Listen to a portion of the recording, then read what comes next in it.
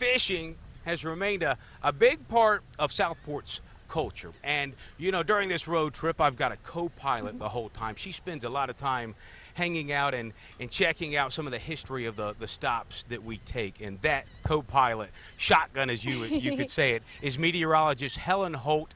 Helen, stop number 3, Southport. Yes, it is beautiful out here today, and we'll get to our first story right now because fishing, it's big business here in Southport. Whether you're a local or a visitor, seafood is probably part of your menu. I spoke with a commercial fisherman who explains how the fishes he catches gets to your dinner plate.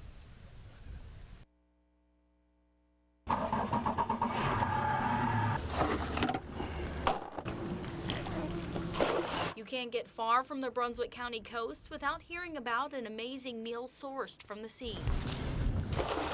I almost live to fish. Alan Beasley grew up in Southport.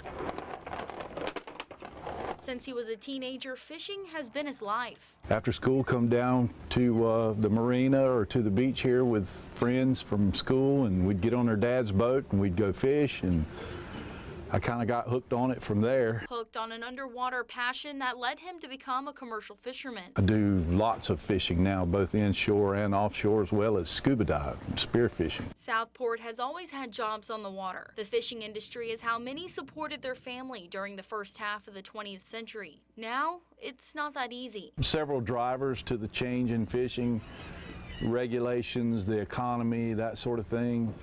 There's a lot more people here now that fish.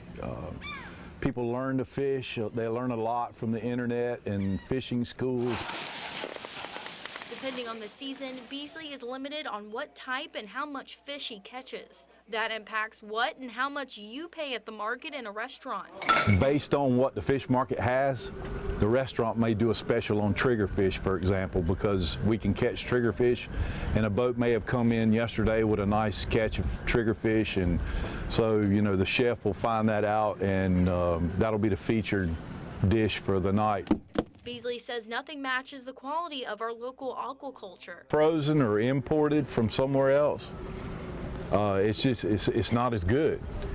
It may have a fishier taste, the texture's different, it's just there's no comparison. Many coastal restaurants pride themselves on using locally sourced and sustainable ingredients in their daily menus. Fishermen and restaurants are members of the Brunswick Catch, letting you know you're buying fish caught straight from boats like Beasley's. It's been a really good thing for the commercial fishermen. Get some recognition to guys that, you know, work hard to fish and bring that fish in so people can enjoy it. At Hog & Sons Seafood, they get daily deliveries, like this dolphin fish or mahi-mahi. Soon it will be cut and transported to restaurants like Fishy Fishy Cafe, Oliver's, and Mr. P's Bistro. If we didn't have fishing, I'm sure there would be a tremendous impact to the economy and the tourism. You know, if people couldn't fish or were so many regulations or the fish weren't available, it would certainly be a catastrophe in certain ways. Early mornings, long days. Fishermen often take a gamble to angle in that next big fish. I just enjoy it so much. The thrill of catching a fish, knowing how to do it, using all my resources and experience and that sort of thing. There's just nothing like coming and getting on a boat and going to fish and being successful. And in the end, Southport still is splashing with the fruit of the sea, baiting those near and far to take a bite of what makes this small town so special. I can't wait to get off at 5 o'clock and come get in this boat and fish till dark. And I'll do it every day if I can.